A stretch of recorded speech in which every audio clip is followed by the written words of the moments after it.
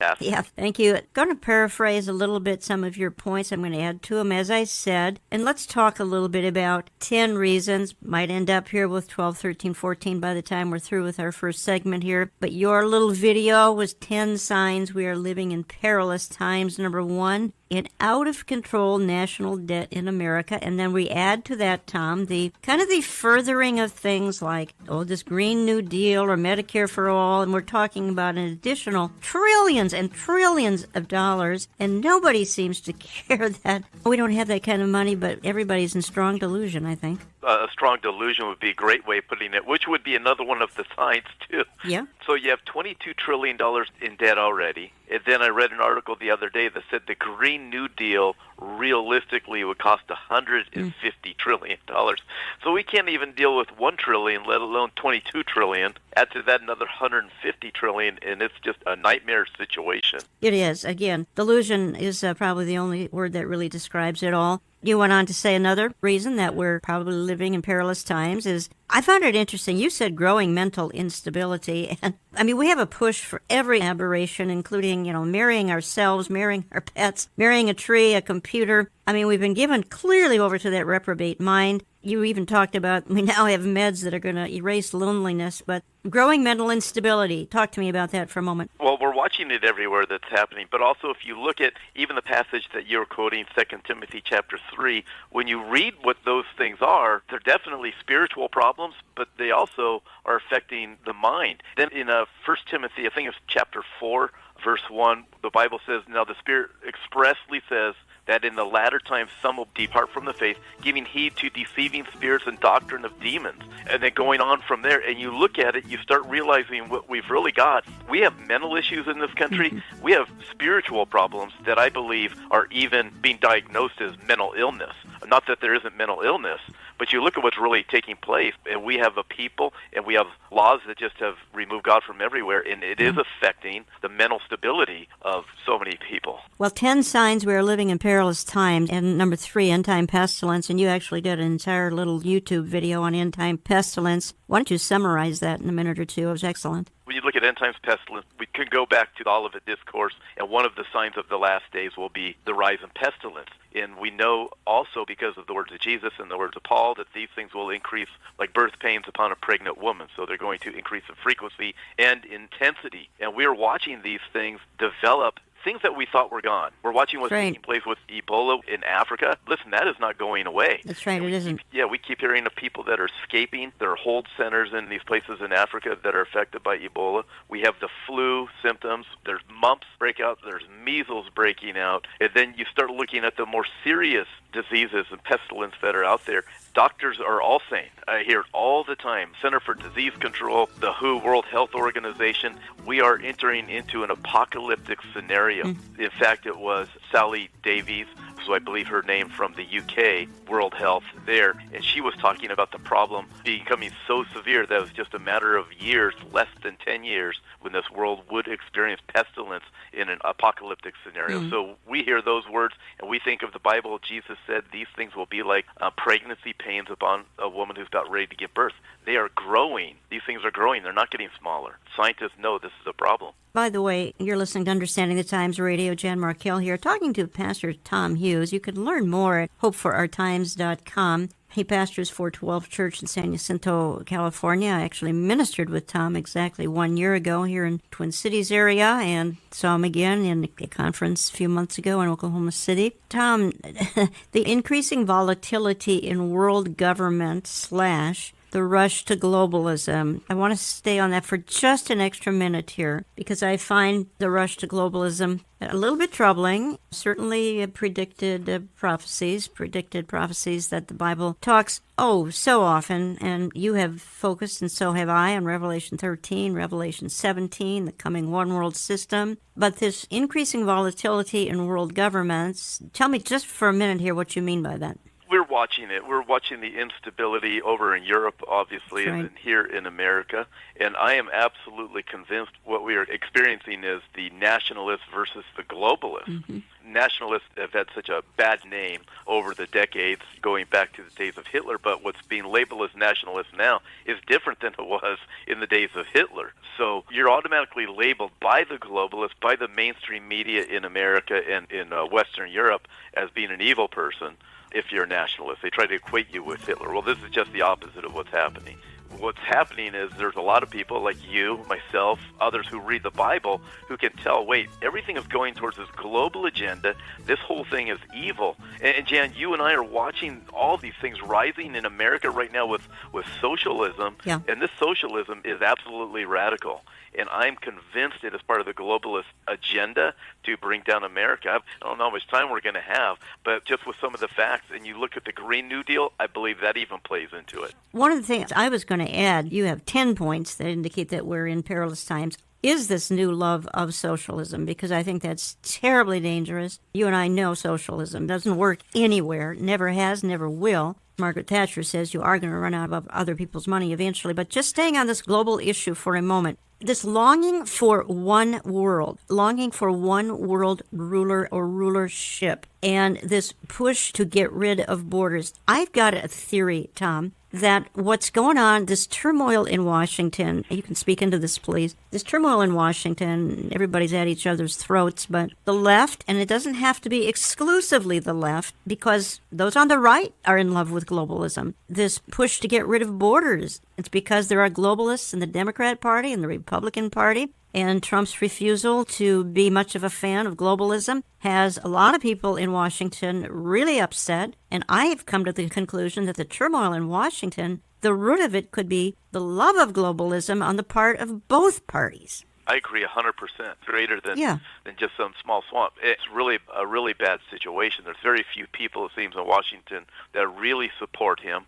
And I'm convinced that so many leaders, they want globalism. They're going to be at the top of this. And some of them, Jan, even think what they are doing is good. Some of them, I'm convinced, they know what they're doing is they're making their way to the top, and they're going to make sure they keep everybody else down, which is essentially what socialism does, is it creates equality, equal amounts of poverty, with a few leaders at the very top. But when we see the border problem on the southern border of the United States, I'm from Southern California, and we hear about it all the time. This is a huge problem. I don't have a problem with legal immigration, but now there's just threats of millions of people coming across these borders.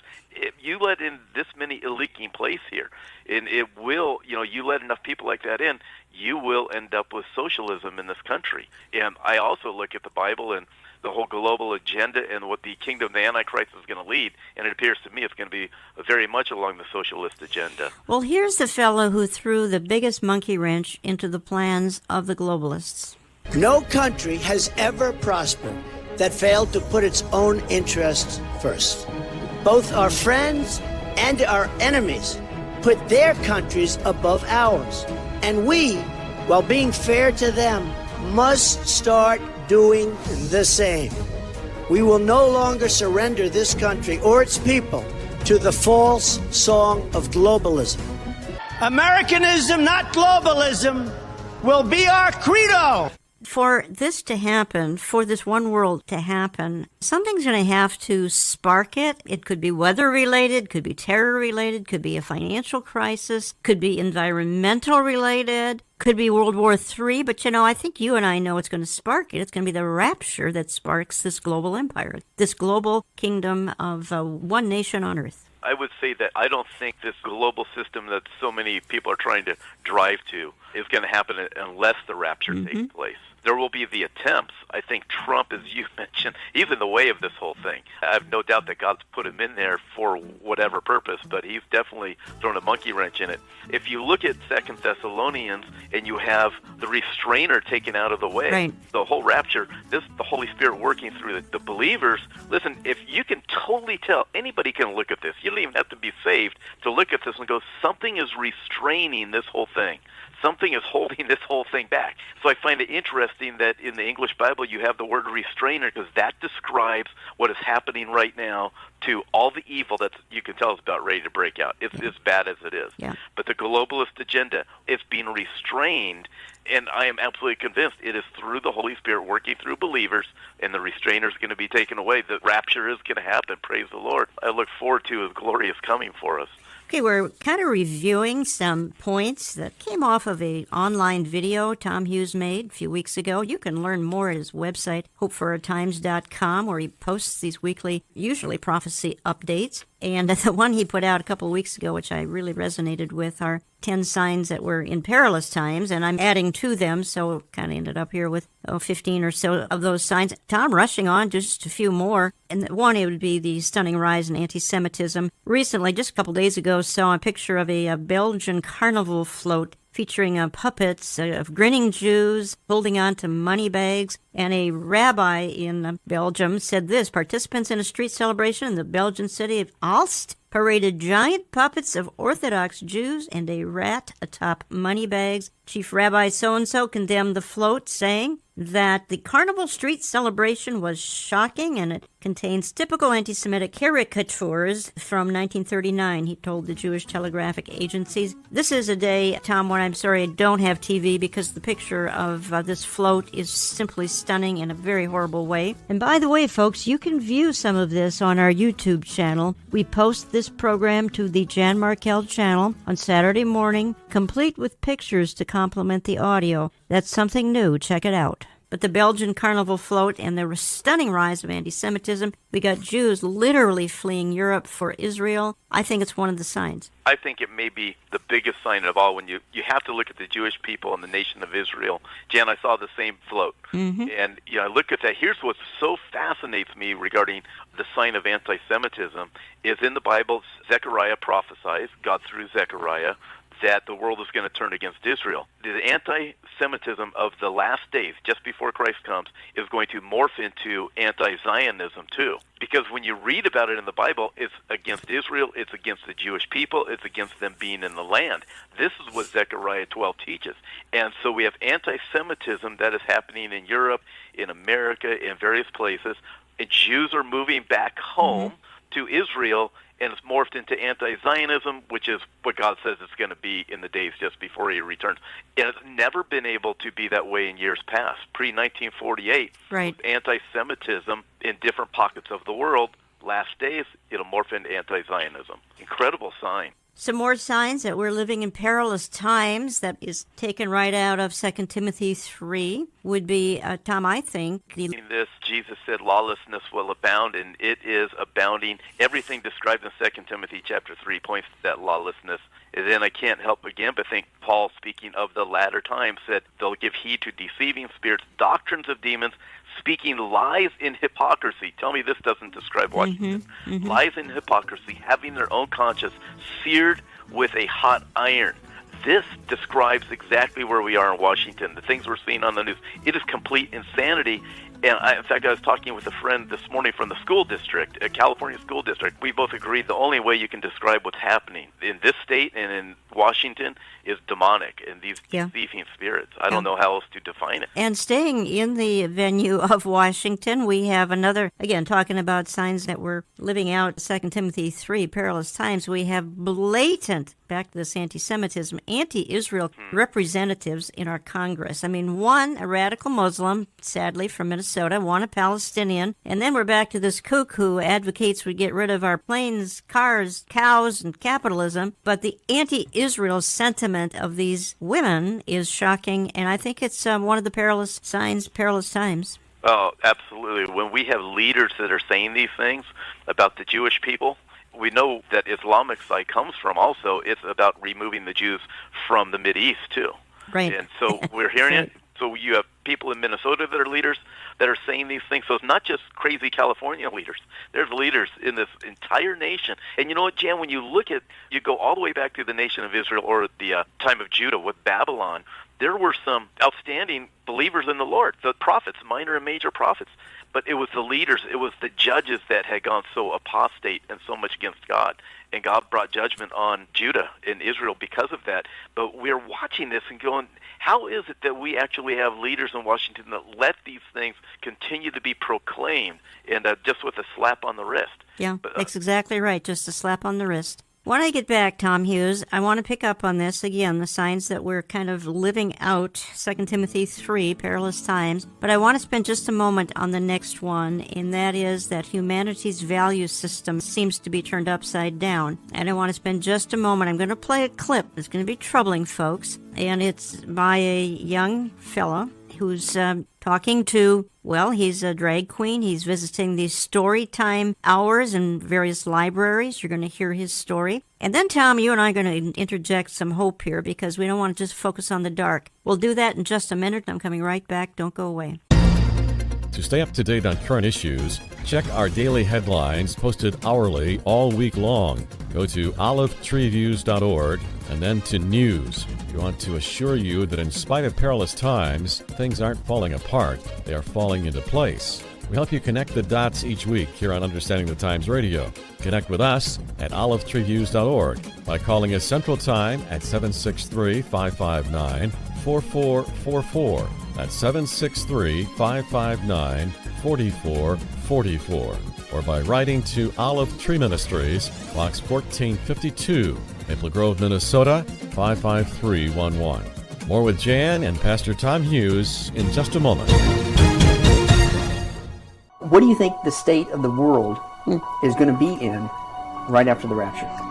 Well, with the restrainer gone, I think it's going to be... We think we have anarchy now and chaos now. We haven't seen anything yet. Just what are the seals of Revelation? We are carrying a 10 DVD set, 20-part study produced by Pastor Billy Crone on the seals. This documentary takes you on an in-depth journey through the first half of the tribulation from which the church is absent. Featured in the production are Jan Markell, Dr. Dave Reagan, Pastor J.D. Farag, and Nathan Jones. Find it in our web store, olivetreeviews.org, or by calling us at 763-559-4444. That's 763-559-4444. It will also be available in our print and e-newsletter. The cost is $45 plus $6 shipping in the U.S. The Seals, a panoramic view of the first half of the tribulation, 20-part study, would be ideal for your small group or adult Sunday school class. Check it out today. Jim, this is frightening. This is appalling. And I look and go, this is where we are in America? This is where we are in the world? But in America, I'm looking at this going, the only way we could have possibly ended up like this is if we removed God from our schools, we removed him from our libraries, we removed him from Washington. Well, that's what we've done. And so Satan has filled the void. If you don't have God there, guess what? It is not going to be good that is going to fill that void. It's going to be this. But it's all dressed up to make it appealing. We return to the discussion with Pastor Tom Hughes of 412 Church in San Jacinto, California, and their discussion on the tide of our times, summed up in 2 Timothy 3. Perilous times. Events today cannot be explained apart from a biblical interpretation, and a reminder that almost all were foretold by the writers of the Bible. Enjoy the weekly prophecy updates on YouTube done by Pastor Tom Hughes, posted at hopeforourtimes.com. Our programming can be heard electronically every Saturday morning at olivetreeviews.org and on our YouTube channel. Now back to Jan Markell and Tom Hughes. So I want to urge you to remember that and to see that part of the end times climate that we see right now is not only pushing for global changes and not only pushing for global economy and for global government and for global religion. And of course, when we saw how the Pope and the Imam of Al-Azhar signing a pact that basically not even mentioning Jesus at all and not even mentioning the Lord God of Israel at all, but they believe that all ways leads to God, and they believe that you just need to be a good person, and Islam is a religion of peace, and Christianity doesn't need Jesus, just be good people. We're watching before our eyes the creation of world religion. We're watching before our eyes the creation of world government with the climate change narrative. We're watching before our eyes since January 1st, using cash in Israel is being limited to a very small amount. Do you know that even Israel, in the effort to fight money laundering and terrorism and all of that, we are forbidding people from using too much cash. The cashless societies around the world are increasing. And of course, people are, as of the end of December of 2018, the chip implants are all around the world right now. And God knows, maybe the next implant will be so microscopic that you will actually be able to tattoo it on you. And tattoos will become the next way of payment.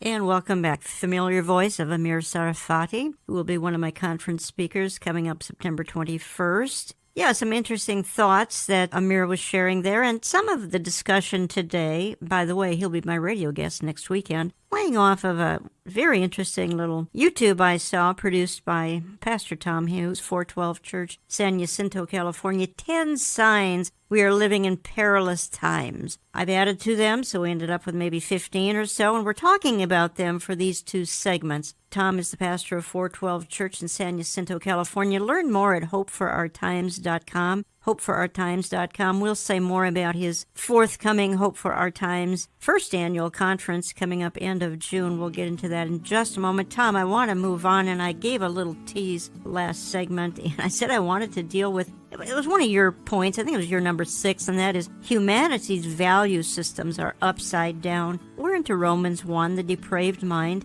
Up is down, black is white, everyone is drowning in politically correct nonsense. People not sure what gender they are. Drag queens appearing everywhere, one of them even named Antichrist, which is a mockery of Jesus Christ and a play on the term Antichrist. Obviously, we've had this horrible abortion situation here in America in the last 2-3 months, actually killing infants born alive. Anyway, talk to me about the humanity value systems turned upside down, and then I want to play a clip. Well, Isaiah wrote about a time coming when right would be wrong and Yes. wrong would be right. And I'd say we live in those times.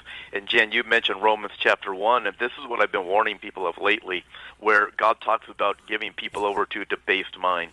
I believe it appears we've been given over to a debased mind. And then God says this in Romans 1, He's not only going to judge those who practice those things, but those who approve of them. This goes down to everything from you voting for somebody to voting for a candidate that supports those things, or you just approving of it in general society. So we live there, and I got to look and go, we've been given over to this. This is a frightening thought to me, especially, Jan. I know people don't want to hear that much, but just thinking about these abortion laws lately, where in New York City celebrating, lighting up the World Trade Center, Exactly. and celebrating these things is absolutely, it's not just appalling, it's alarming. The good news is that there could be an awakening, is that Jesus loves us. There's forgiveness for women.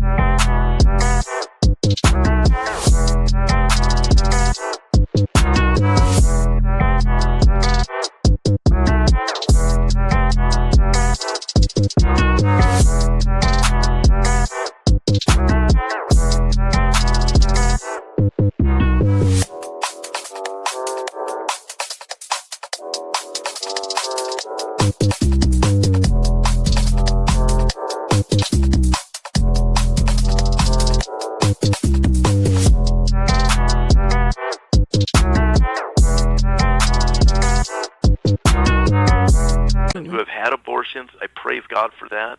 I've met many that have come to know Christ because they feel horrible about what they've done. They bought into the lie, and these are lies of the devil. But if you have the doctrine of demons and deceiving spirits running the country, then people are getting sucked right into this.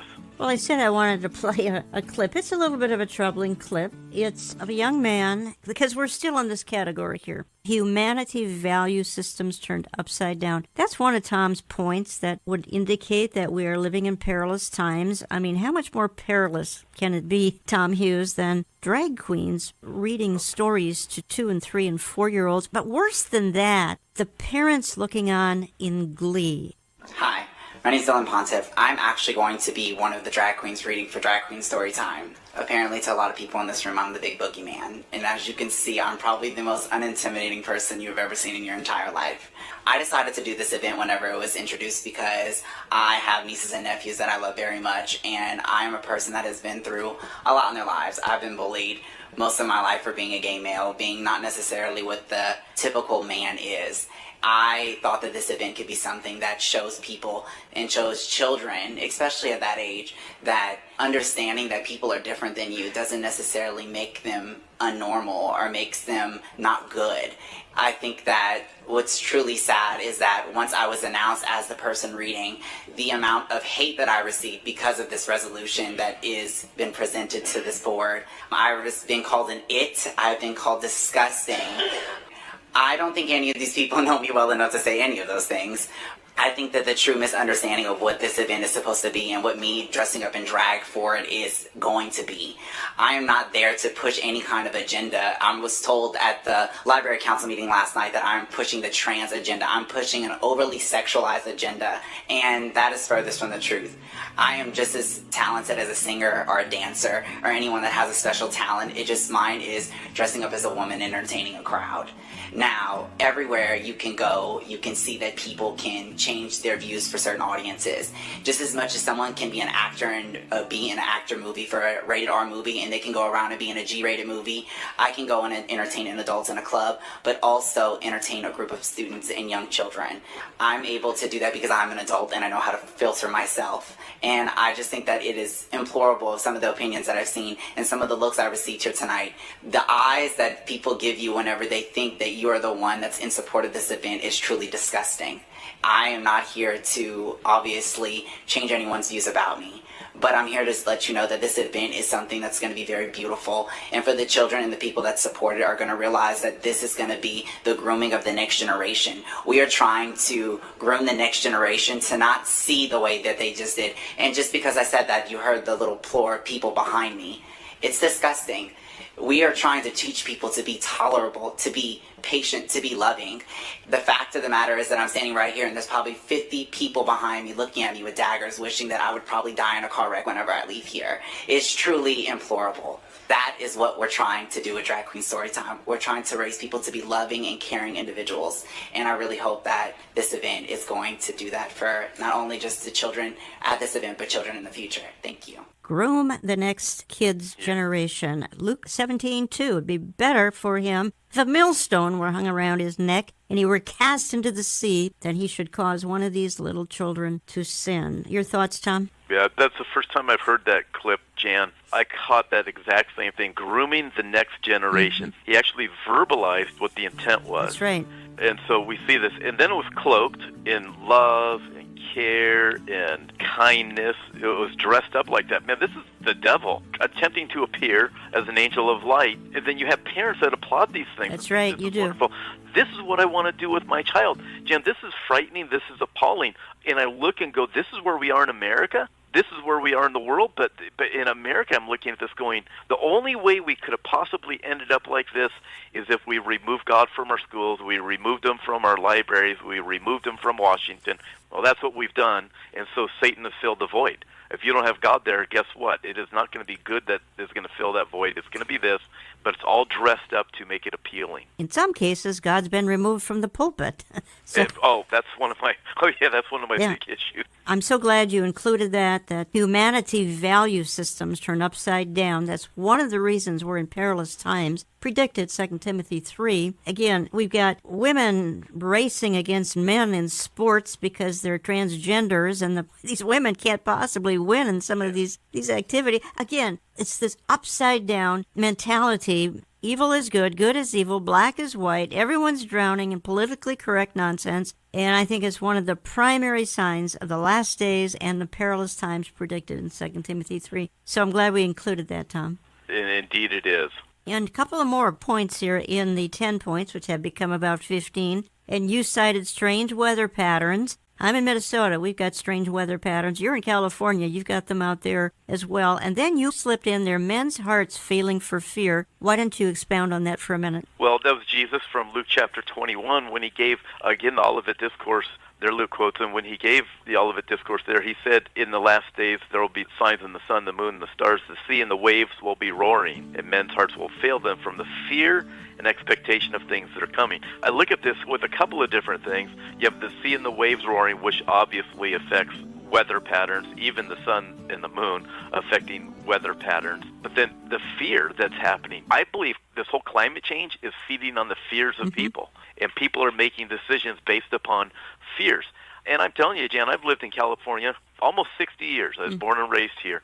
And I've never experienced weather like this before. Yeah. It's actually been raining and raining and raining. You've got really cold weather in Minnesota, but it's this fear that is the bigger sign, and people are going to change, be willing to have laws changed because of so-called climate change. And those climate change laws are going to affect what we're going to buy and sell. We're going to be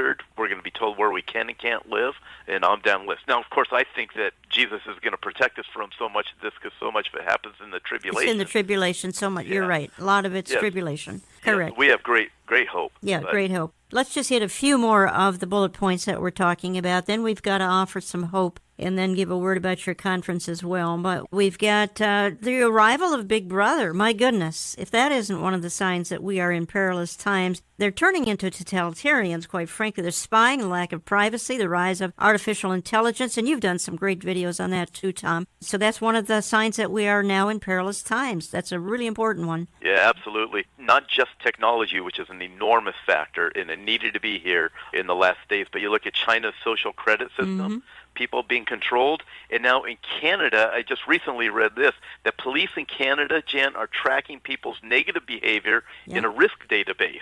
And it's very similar to the Chinese social credit system.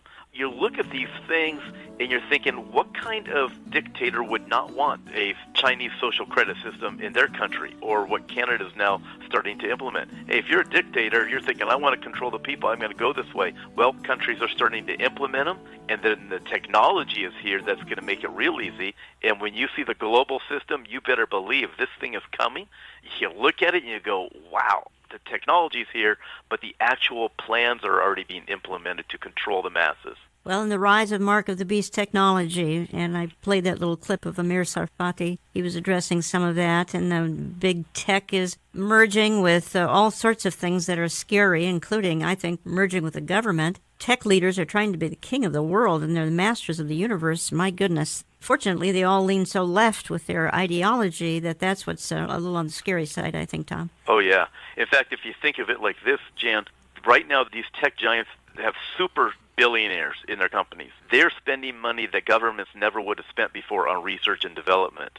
It's like God created these super billionaires just to develop the technology necessary to bring about the end times. It couldn't have happened in a generation past. It was going to require a ton of money, more than we could ever imagine, and they've got it, and they are willing to spend it for private enterprises purposes. And the databases are just off the charts. Yeah, off the charts. Another sign that we're in perilous times, I think, Tom, would be kind of the pretty rampant apostasy and even corruption in the church. And we've seen this kind of come out in the last 6 months or so. We've got a couple of Chicago pastors who've been caught up in it. Then we've got more kinds of, aberrant theologies heading into the church. Social justice is the new mantra. I think social justice now is more important than the message of salvation. We've got the growth of New Apostolic Reformation, NAR activity. Kundalini has moved. It's a Hindu-type spirit that's literally from India, has moved into the church. These things and much more, I think, another reason why we are in these perilous predicted times.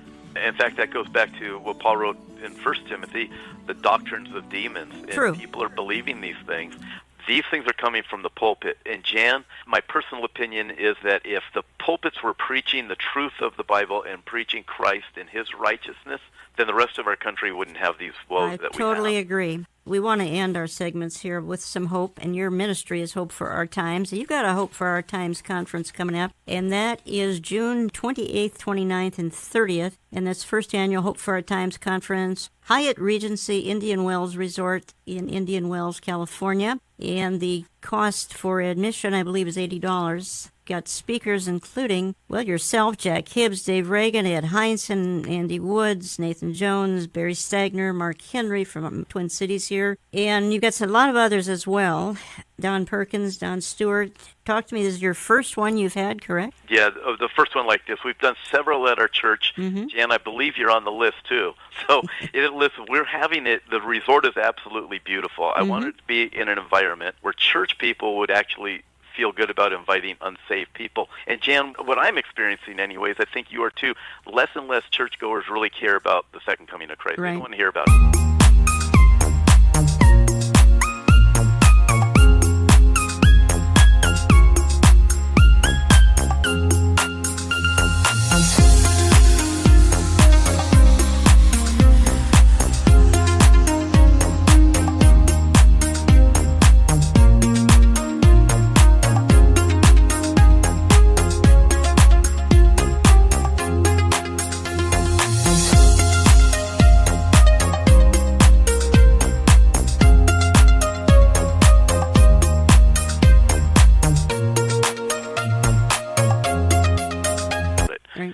unsaved people and skeptics that want to know.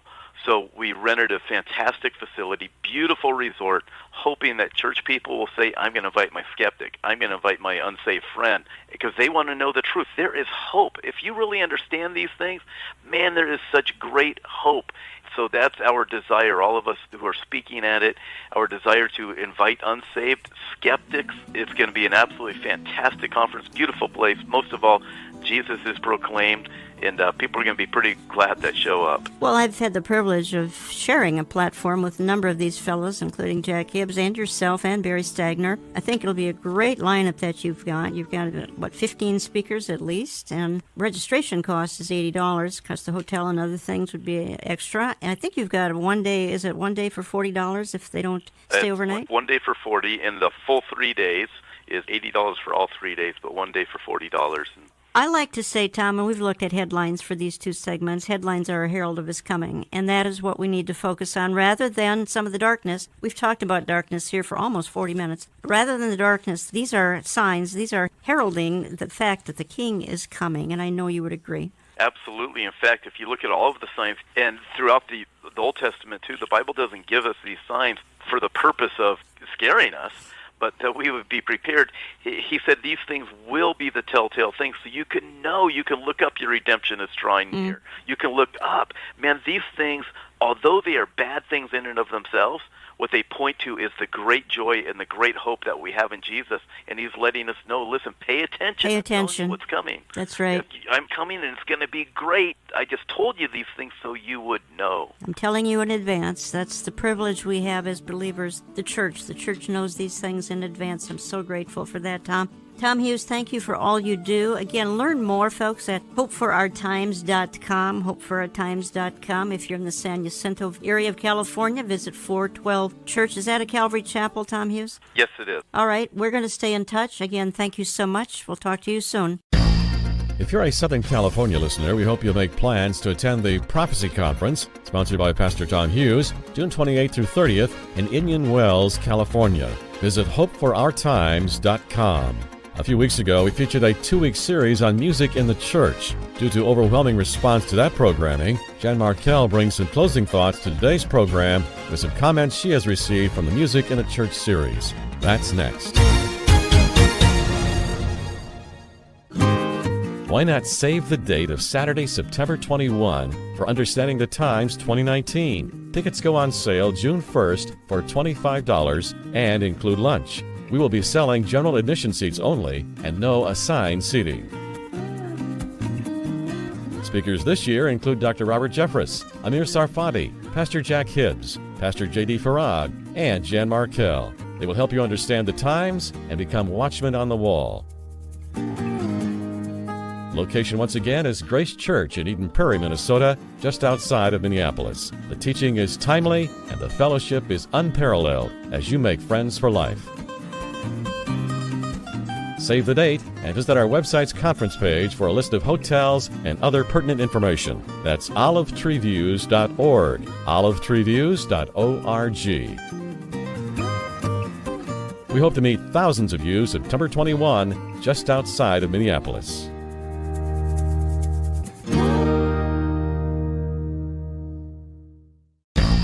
My husband and I have visited 22 churches in our area, been asked to leave 2 for our speaking up about worship and other issues concerning worship and communion. Our hearts have been broken, we've lost friends, yet we still seek fellowship and a church preaching the word and singing songs of praise that do not break our eardrums and assault our sensibilities. Let's return now to Jan Markell, who wraps up Understanding the Times Radio for this week with a short commentary. Here's Jan Markell.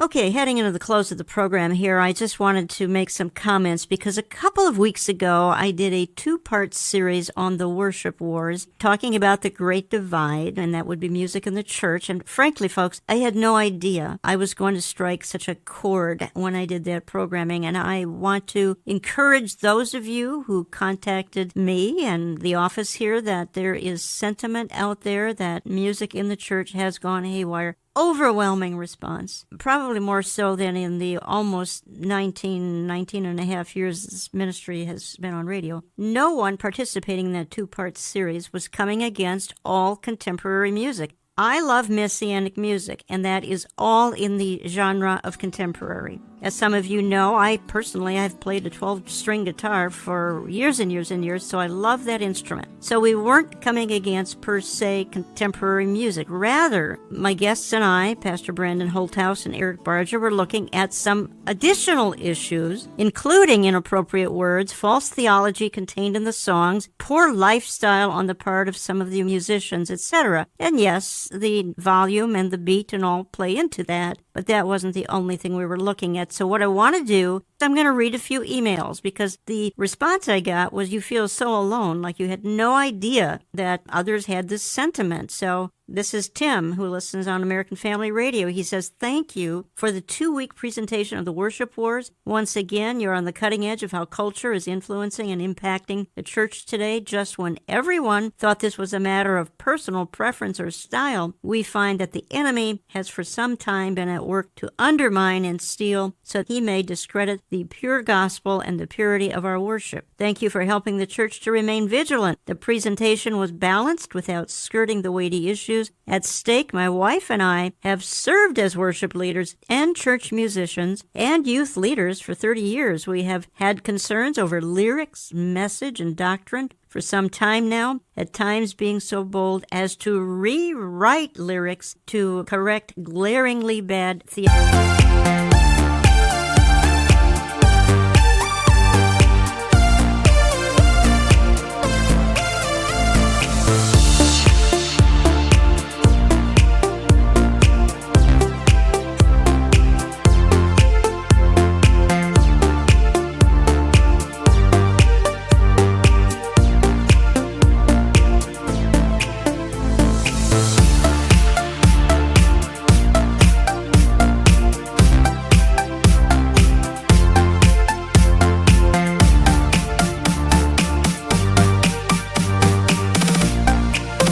Another email, this one without a name, sorry. I practically have to confess my attitude as sin to God almost every time I go to church. Here's my gripe. Besides too loud, repetitive words, young women in tight jeans jumping up and down on stage, screaming, "Come on, everyone, let's clap our hands," plus bad doctrine, we are now surprised that young adults are leaving the faith? Frankly, they never got the faith in the first place. Thanks to our church leaders for letting this happen. Throw out the music and bring in the Word of God. All this, by the way, coming from a musician. I heard from someone who at one time attended Hillsong in Sydney, Australia. And Tina gave me permission. She says, I used to attend Hillsong in Sydney for 11 years, left recently. I left for several reasons, one of them being Hillsong's worship, as it had descended into something more suitable for perhaps a Christian concert, but not music and words for worshiping God. I ended up having to wear earplugs in order to attend worship services, which really resembled concerts, complete with dimming the lights and excessively loud music that required soundproofing so that we did not disturb the neighborhood. Though some of their songs are biblically correct, I started to notice the creeping in of the romanticized lyrics, such as the song Keep Falling in Love, which sounds more like a love song to a potential partner than a song revering God. Also, I found a high proportion of songs that focused on what we thought or felt about God rather than actually adoring the God of creation.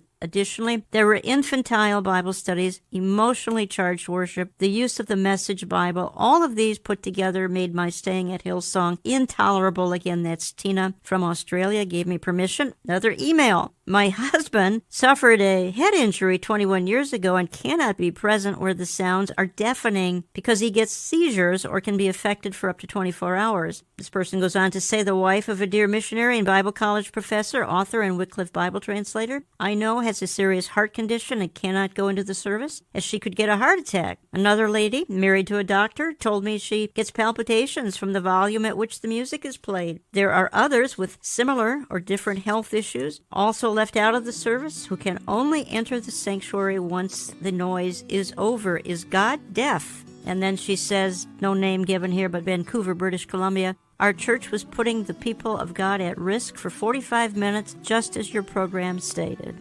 Another comment here from Australia. She says, I was offered earplugs, but I was watching with horror young parents with babies in their arms, forcing these tiny babies to hear music that is far beyond what is safe for adults, let alone these tiny individuals. And then this is Gail in Australia, same email. And then she says, I'm so relieved that I'm not the only one that is horrified. Just another couple of emails, and I want to play a sound clip. And this is from Kathleen, an email. My husband and I have visited 22 churches in our area, been asked to leave 2 for our speaking up about worship and other issues concerning worship and communion. Our hearts have been broken. We've lost friends, yet we still seek fellowship and a church preaching the word and singing songs of praise that do not break our eardrums and assault our sensibilities. She goes on to say, however, recently I have been told that I have a demon of religiosity, not worthy to be on the worship team, might be struck down by God for my strange fire worship music, which is all subdued type of music, yet it's strange fire. Okay, here's another one. Gregory writes, I was listening to your Worship Wars podcast today. I was very encouraged to hear this conversation taking place. As a 32-year-old millennial, which my generation has been a major target for these antics to get young people into church, it sickens me to see so many churches singing songs that fall so short of what true worship is and degrading the holiness of God at the same time. As a worship leader, it's my job to prepare the hearts and minds of those in the body to hear the word of the Lord preached. That's Gregory, who's a worship leader, 32-year-old.